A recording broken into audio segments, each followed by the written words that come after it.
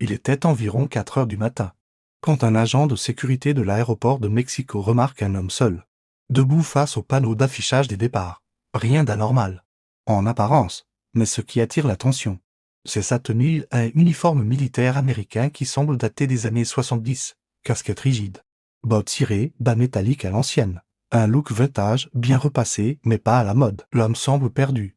Il tient une valise en cuir usé à la main, regarde autour de lui, puis s'approche du guichet d'information, en espagnol approximatif. Il demande s'il peut parler à l'armée américaine.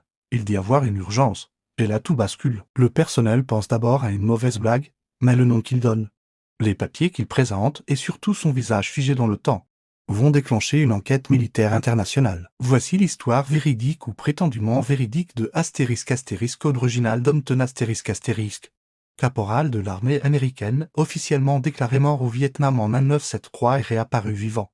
Sans une ride, en 2000, une affaire étouffée, classée secret défense, et que certains considèrent comme une preuve d'expérimentation sur le voyage temporel. Mais expérience militaire ou mensonge monté de toutes pièces? Voici le dossier. L'histoire commence en mars 1973, pendant la dernière phase du retrait américain du Vietnam, à l'époque. En Hampton est affecté à une mission de reconnaissance dans la jungle de Tân Ninh, près de la frontière cambodgienne, une zone connue pour ses tunnels, ses embuscades et ses disparitions. Le 12 mars, la radio de son unité signale une coupure de communication brutale. Le signal d'Hampton disparaît. 3 autres soldats sont envoyés en patrouille de secours. Ils trouvent des traces de lutte, du sang, des impacts de balles mais aucun corps. L'armée américaine classe l'affaire en ami à Missing Action. Puis, quelques mois plus tard, en l'absence de nouvelles, il est déclaré mort. Ses parents reçoivent une lettre officielle. Une cérémonie militaire est organisée à Fort Benning. Son nom est gravé sur le mur des disparus. L'affaire semble close, jusqu'à ce jour d'août 2015, quand Hampton réapparaît à l'aéroport. Il est rapidement conduit dans une salle d'attente sécurisée. La police mexicaine pense à un déséquilibré ou un comédien. Mais les choses deviennent troublantes. Ses empreintes digitales correspondent parfaitement à celles d'un air Hampton officiellement mort depuis 42 ans. Les autorités américaines sont alertées. 2 agents du consulat arrivent dans la journée. L'homme est coopératif, calme, précis. Il dit s'être réveillé dans une pièce blanche, sans fenêtre, avec sa valise à ses pieds et une lumière aveuglante au-dessus de lui. Il pense avoir perdu connaissance dans la jungle, puis s'être retrouvé là. Il ne comprend pas pourquoi il est en 2000.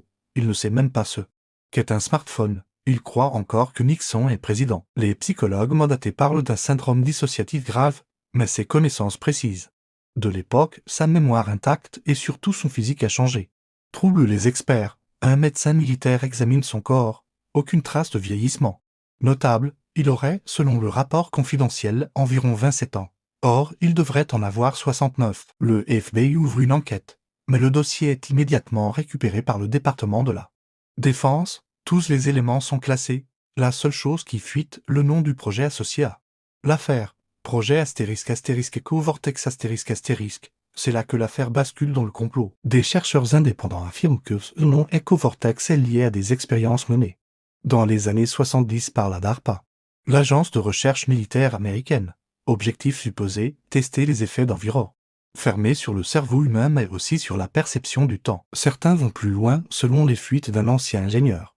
Un programme secret aurait tenté d'exploiter des distorsions temporelles naturelles repérées dans certaines zones du Vietnam, des vortex, des ruptures spatio-temporelles, le tout sous couvert de recherche géophysique. Le nom de code ***Queen 2 ou phase 3 romain ***. Est-ce que Hampton aurait été exposé à un de ces phénomènes?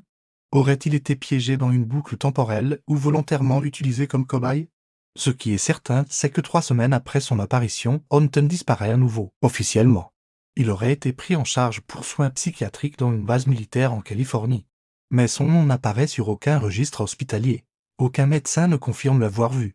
Sans famille réinterrogeait, ni avoir eu de contact, et toute demande de Freedom of Information Act liée à son dossier est rejetée pour raison de sécurité nationale. Mais en 2019, une vidéo fuite sur le dark web. Elle montre un homme, dans une salle blanche, portant le même uniforme qu'Hampton. Il parle face caméra. Il dit « Ils m'ont ramené mais je crois que je suis encore là-bas ». Il semble confus.